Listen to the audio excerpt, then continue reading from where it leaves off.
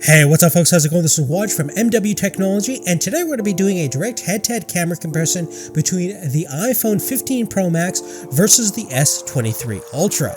Now, we're going to be specifically looking at the videos and photo capabilities of the rear-facing camera array, but before we take a look at the side-by-side footage, let's take a look at the specifications. On the iPhone 15 Pro Max, we're looking at a 48 megapixel main wide camera with a 24mm optical range, and then we go to a 120mm 12 megapixel camera for the zoom capabilities, as well as a 12 megapixel ultra wide 13mm lens.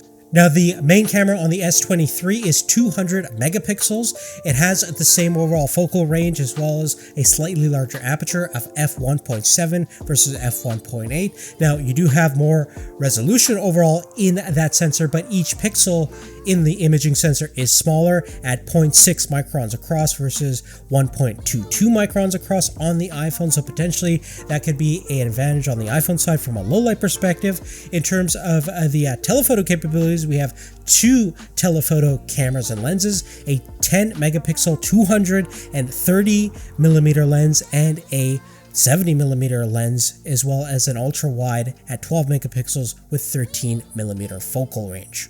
Now, in terms of the video capabilities, the Samsung can shoot 8K at 30 FPS, but since the iPhone can't do it, we're going to stick to the 4K 60 FPS video capturing capabilities. On both these two, we're going to take a look at a couple of different scenarios: indoors, outdoors, low light conditions to well-lit conditions, to see how both cameras fare up. So without any further ado, let's get into the video, and then we'll go into our summary after.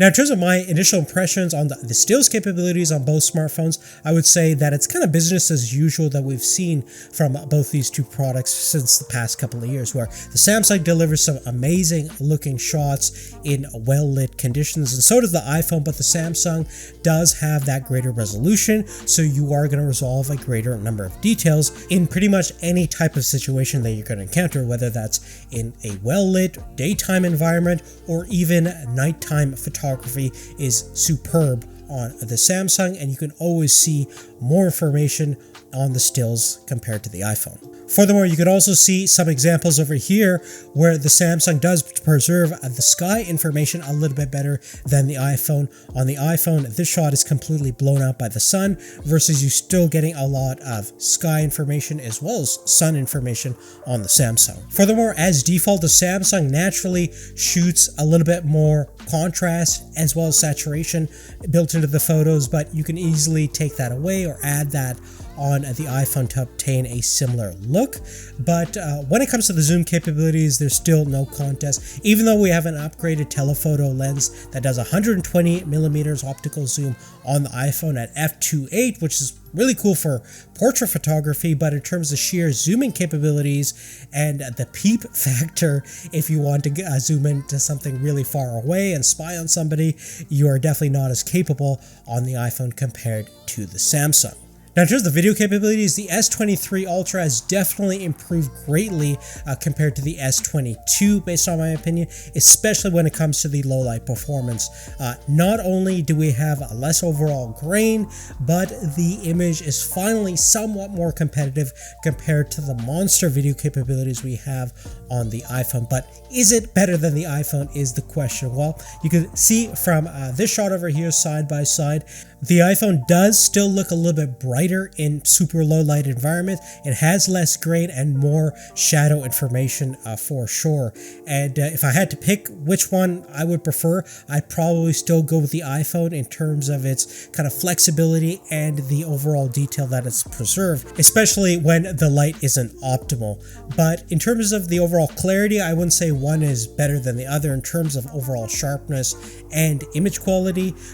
One thing that the Samsung does do fantastically is handle highlight information. As you can see on the iPhone, we have a lot of blooming around illuminated signs at night, especially this Starbucks logo that's illuminated. We have a lot of hazy. The flaring issue has been greatly reduced compared to the previous generation, which Apple has stated that they actively worked on, which is definitely a big improvement. But the Samsung just captures so much more details in the highlights. You can see from this outdoor display, we could see pretty much the entire display with no distortion at all in terms of highlights being blown out, and we capture everything that we see in the illuminated signs without any blooming or fogging issues that we encounter with the iPhone. Now, in optimal lighting situations, we can see that both perform excellently, as you would imagine, but the Samsung does tend to kind of over sharpen things. It seems a little bit more hyper realistic, and